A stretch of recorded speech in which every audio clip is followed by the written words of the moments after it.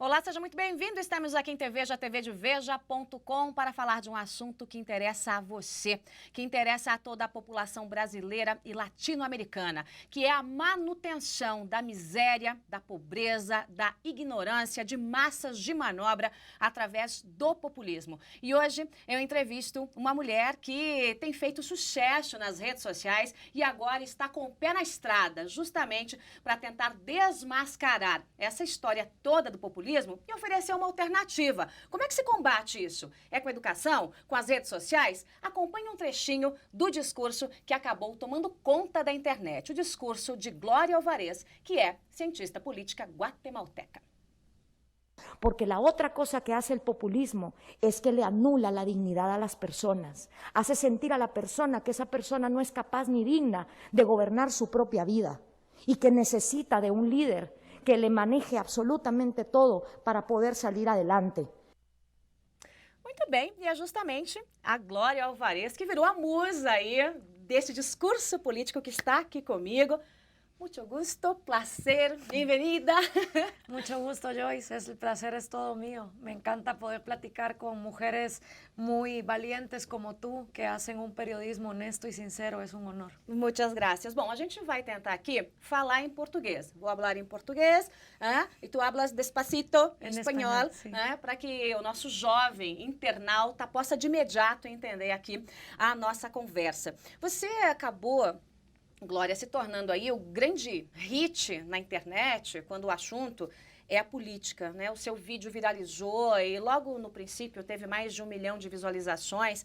Mas o que fica claro é que a política tá aqui no sangue, né? No sangue, tá no coração, pulsa aí dentro. Me conta um pouco da sua história. Como é que nasceu essa veia política de uma mulher que não tem cargo, não é congressista, não é candidata, mas que acabou se tornando uma grande líder aí para falar do populismo, que é isso que está dentro da raiz aí da política latino-americana? Pues son varios elementos. Yo creo que las personas, más que nacer, se hacen conforme va pasando el tiempo. Yo soy guatemalteca, de padre cubano. Mi papá nació en Cienfuegos, Cuba, y mis abuelos salieron de Cuba en el año 57 porque mi abuelo trabajaba para la empresa Nestlé y lo trasladaron a Venezuela. Cuando entra Fidel Castro en el año del 59, a mi abuelo le dan la opción de volver a Cuba o ir a Guatemala. La familia quería volver a Cuba, pero mi abuelo dijo, yo voy a ir, voy a ver cómo está la cosa y tomamos decisión. Mi abuelo volvió a Cuba y la hermana pequeña de mi abuela, Celia Torriente, se había vuelto miliciana guerrillera castrista. Wow. Y le dijo a mi abuelo que si él no estaba de acuerdo con el régimen, que no regresara porque ella no podía garantizar la vida de él, de su hermana, ni de mi papá. Entonces mi abuelo torna a Venezuela y les dice, nos vamos para Guatemala. Y mi papá llegó de 13 años en 1960 a Guatemala. Por el lado de mi madre, mi abuelo era de Budapest, Hungría, de Transilvania originalmente, después Budapest. Y por la Unión Soviética, él consigue escapar y va a Estados Unidos. En Estados Unidos conoce a mi abuela guatemalteca y regresan a Guatemala. Y ya mis papás se conocen en Guatemala. Desde muy niña yo escuchaba en la mesa hablar sobre Cuba, sobre comunismo, sobre falta de libertad, y recuerdo conversar con mi abuela y decirle, pero ¿por qué nadie lo mata a Fidel? O sea, niña, tú sabes lo difícil que es eso, me decía mi abuela. Yo qué sé, que le envenenen la comida o algo. Y me dice, no, 5 cocineros prueban su comida antes de dársela. En fin, yo crecí... Não é fácil matar o Fidel. No. Definitivamente. Definitivamente, claro. Y en el pensamiento de un niño es como, qué fácil, ¿no? Y obviamente yo crecí pensando que todos los niños sabían lo que yo sabía. Luego te vas dando cuenta que no es así, que en tu casa se hablan cosas que otra gente desconoce. Y en Guatemala hay una admiración absurda por el Che Guevara, por la revolución. Vas a la Universidad de San Carlos, universidad estatal, y todo es grafitis del Che Guevara, socialismo y una fascinación con esto. Y yo decía, pero esta gente no entiende de la realidad. Aunado a eso, yo quería ser abogada. Desde pequeña yo miraba películas de abogados en los juicios, pero me di cuenta que en Guatemala ser abogado no es así de bonito, es más aburrido, es papeleo, computadora. Y yo quería algo donde yo pudiera estar con la gente. Entonces, en una feria de universidades, yo estaba en secundaria, fuimos y me presentaron la carrera de Relaciones Internacionales. Yo no sabía que esa carrera existía y leí los cursos, historia, filosofía, pensamiento político y dije, esto es lo mío, me encanta. Y acuerdo meterme a esa carrera, mucha gente me decía, pero ¿y tú? Tú no tienes ningún familiar político, tú no puedes estudiar eso porque no vas a llegar a ningún lado. ¿Por qué no, né? Claro. ¿Por qué no? Porque para el guatemalteco todo es conecte. Tú entras porque alguien te conoce y alguien te pone, ¿no? E o pensamento político é muito atrasado, né? Sí. Muito atrasado. Sim. Quer dizer, mais ainda que na Argentina, mais ainda que foi a Espanha, quer dizer, ainda está muito atrás. Sí, Guatemala yo le llamo la Arabia Saudita de América Latina en mentalidad. Es como ver la España de Franco.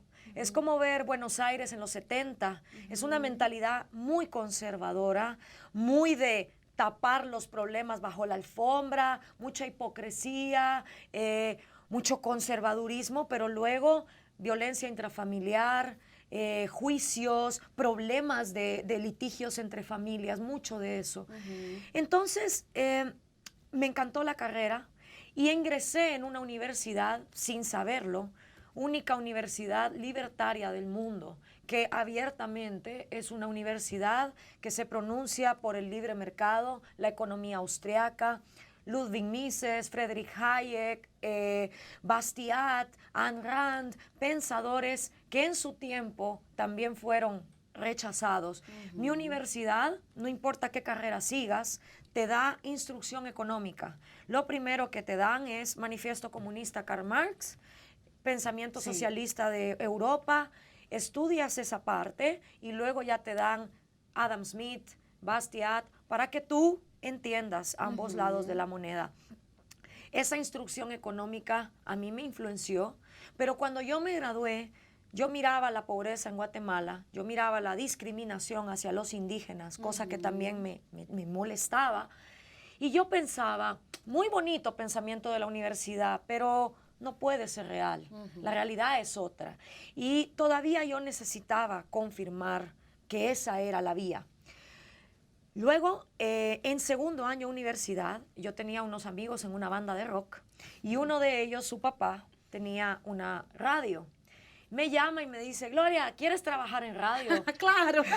Y yo le dije, pero yo estudio política, yo nada que ver con radio. Y me dice, no, ven a hacer el casting, a ti te gusta hablar y puedes quedar. Hice el casting y empecé a hacer radio a los 19 años. Radio musical, chismes de artistas, cosas superficiales, pero aprendí toda la instrucción, cómo funciona el micrófono, cómo todo esto. Cuando me gradué de la U, busqué bolsa de estudio por internet y encontré en Washington, D.C., Georgetown University, una bolsa de estudio por 6 meses en economía política y conseguí un trabajo, una internship en el Instituto Cato, el Cato Institute, que tiene versión en portugués. Sí, sí. Yo trabajé ahí para División de Latinoamérica y ahí me di cuenta cómo los liberales de verdad, hacen política.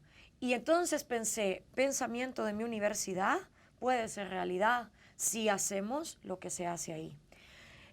Yo empecé a buscar bolsas de estudio para una maestría profesional y apliqué a 7 universidades. Fui aceptada en NYU, New York University, y yo estaba feliz, pero no me dieron bolsa de estudio y yo no tenía dinero para pagar.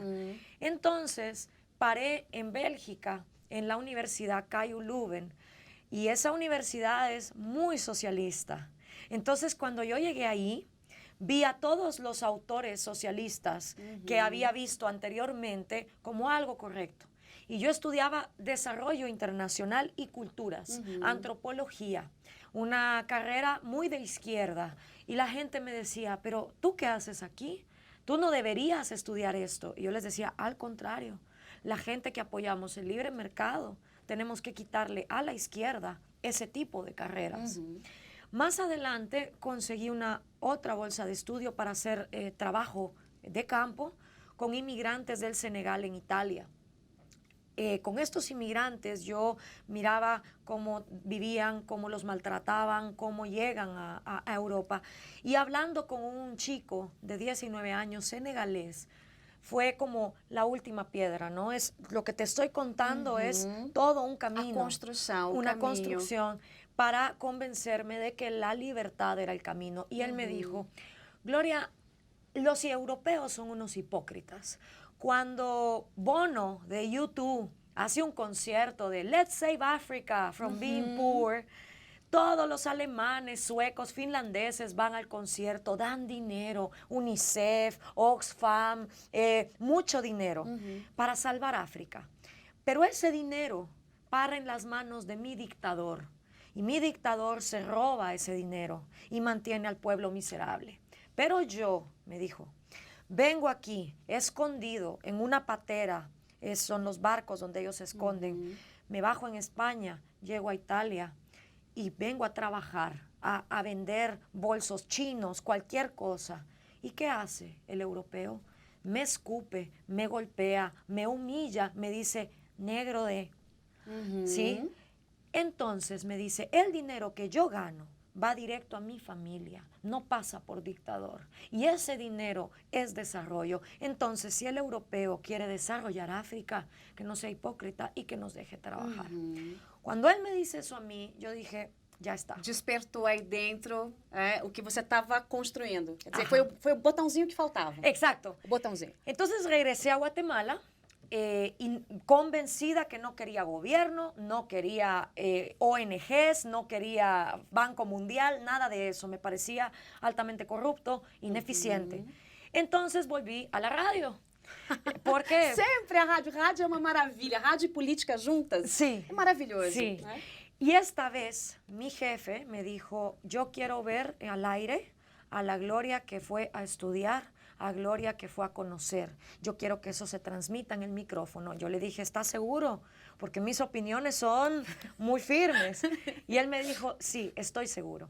Entonces yo empecé en una radio de rock en inglés, una radio que te habla de artistas, Kim Kardashian, Justin Bieber, nada serio.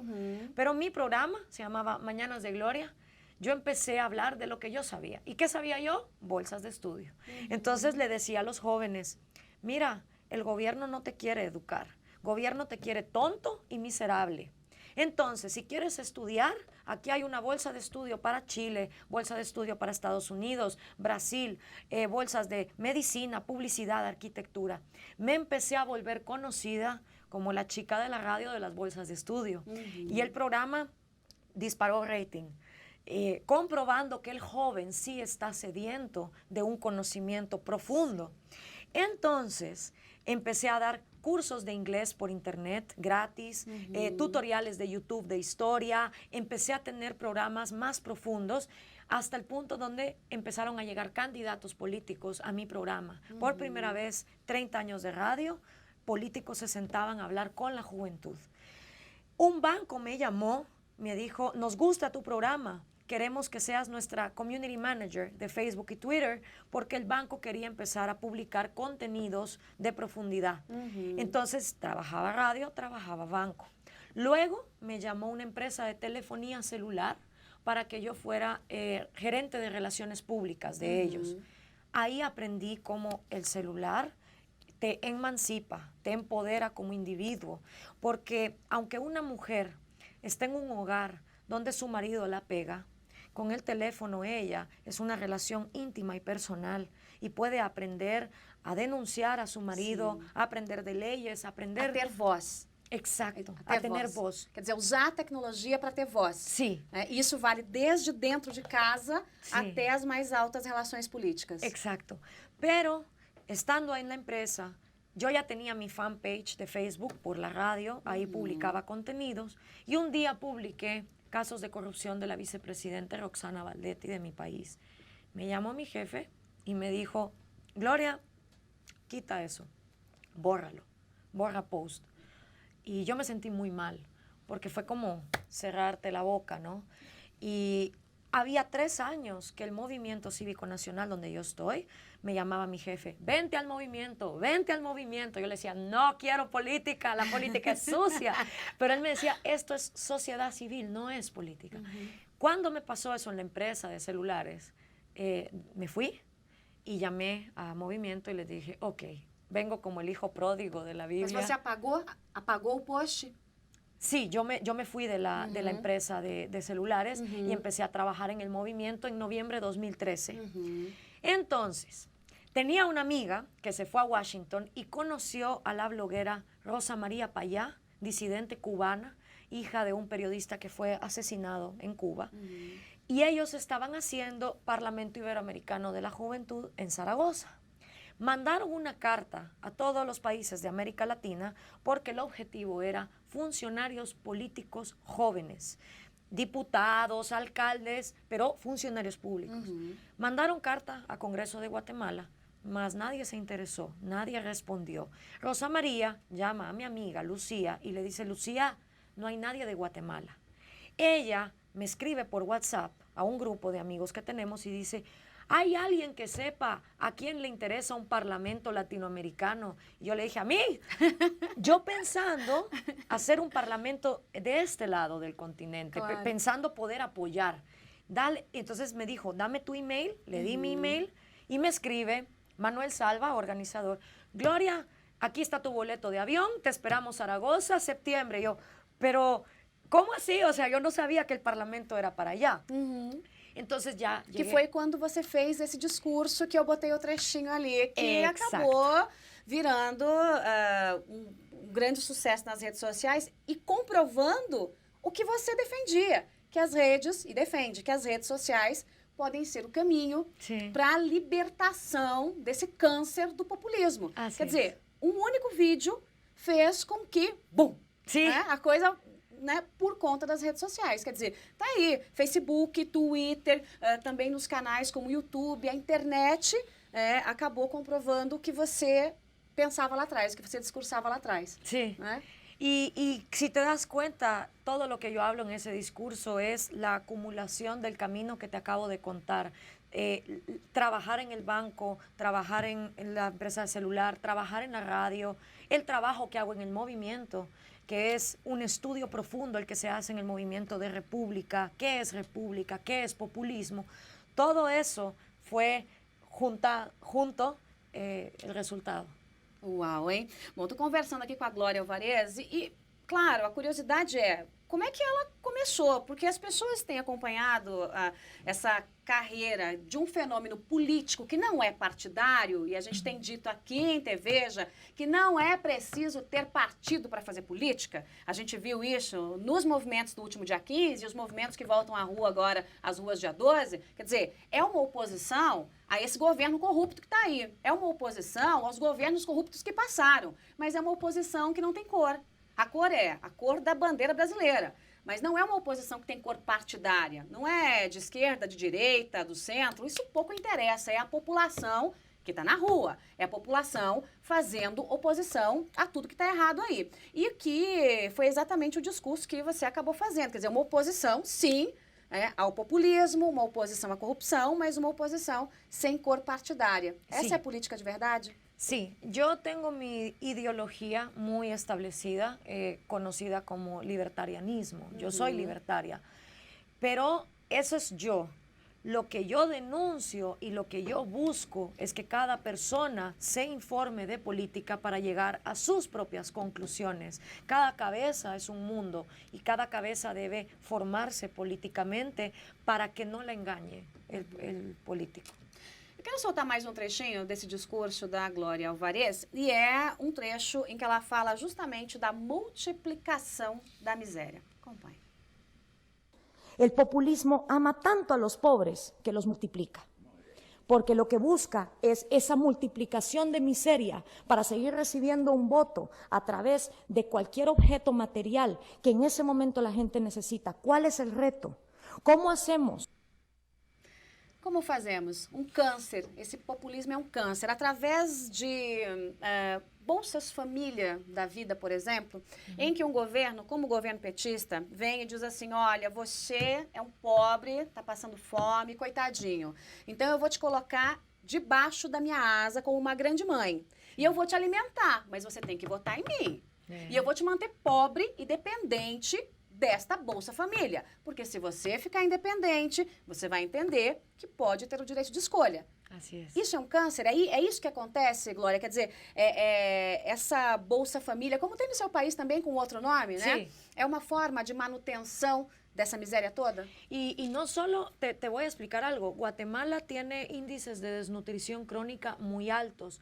La desnutrición crónica se produce por darle a los niños comida que no tiene nutrientes, no tiene vitaminas, no tiene proteínas. Si tú abres una bolsa, primero se llamaba Bolsa Solidaria con el gobierno de izquierda que tuvimos, ahora se llama Bolsa Segura con el gobierno de derecha, porque populismo es de todos lados. De todos os governos. Si tú abres esa bolsa, lo que encuentras es 1 kilo de frijol, 1 kilo de arroz, 1 kilo de maseca, que es harina para hacer tortillas de maíz, pura masa y grasa y aceite.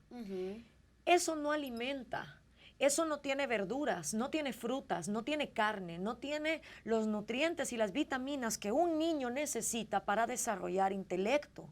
Por lo tanto, a largo plazo, esas bolsas crean problemas cardíacos, diabetes, enfermedades. 65% de las mujeres de Guatemala son obesas y anémicas.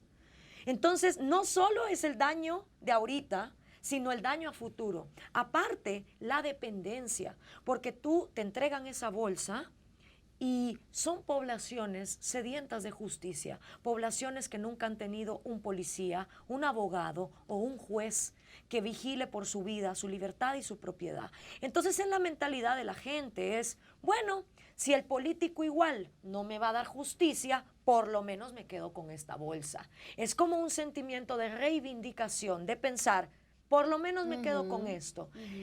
El problema es psicológico, porque estamos creando generaciones que se sienten desempoderadas, con baja autoestima y que no se sienten capaces de vivir en libertad. Que se contentam com 1 quilo de arroz, de feijão, de farinha, quer dizer, um pouco de comida por mês. Sí.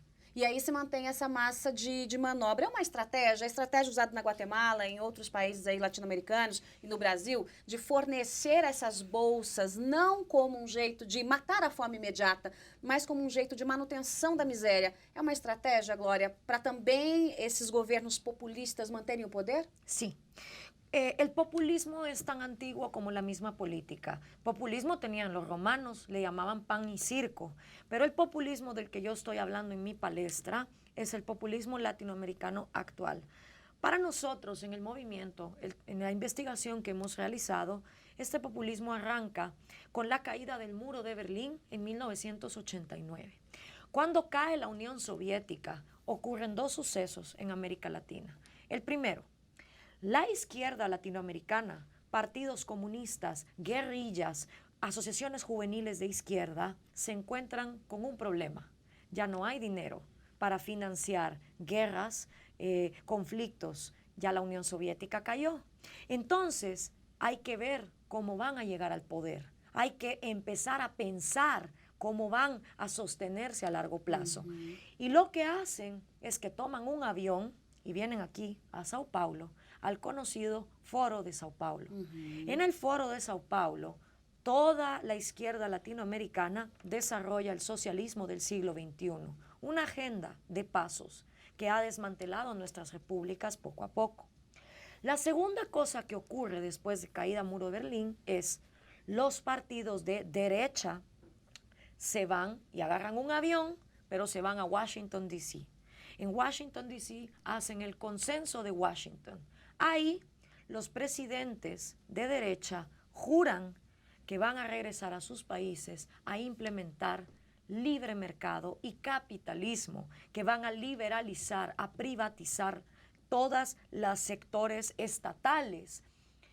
Pero cuando regresan a sus países, en lugar de liberar el mercado, en lugar de hacer a los trabajadores accionistas de las empresas, las privatizan, pero se las dan a sus amigos, conocidos, primos, hermanos, cuñados, en monopolios y oligopolios. No había libre mercado, había proteccionismo económico en lo privado.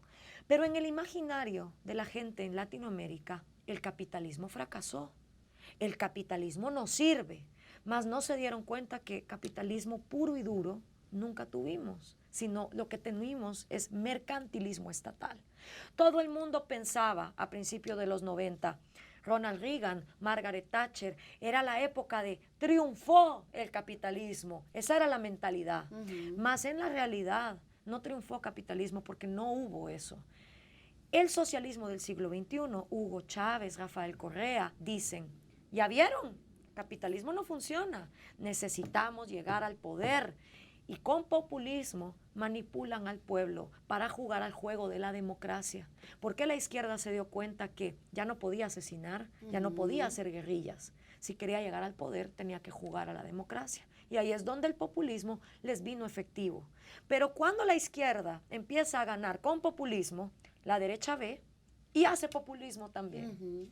Para tentar concorrer nesse jogo, que é um jogo em que quem perde é a sua população, que acaba ficando refém aí, independente da ideologia, desse grande mal da humanidade, da política hoje, que é o populismo. Assim é.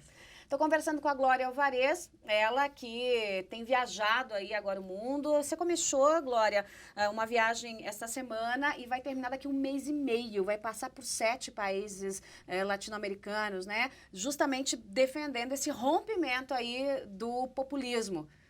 Uau, hein? Que agenda! Sim, muito café. Muito café, muito café. Eu vou voltar daqui a pouquinho, em instantes. E vou falar um pouquinho mais aqui com a Glória Alvarez. A gente volta para a segunda parte da entrevista e a gente vai fazer um comparativo entre os governos. Será que há diferença mesmo entre os governos de Cuba, Venezuela, Argentina, Brasil e afins? Quais são as grandes diferenças? Ou melhor, quais são as grandes desigualdades? A gente volta já já.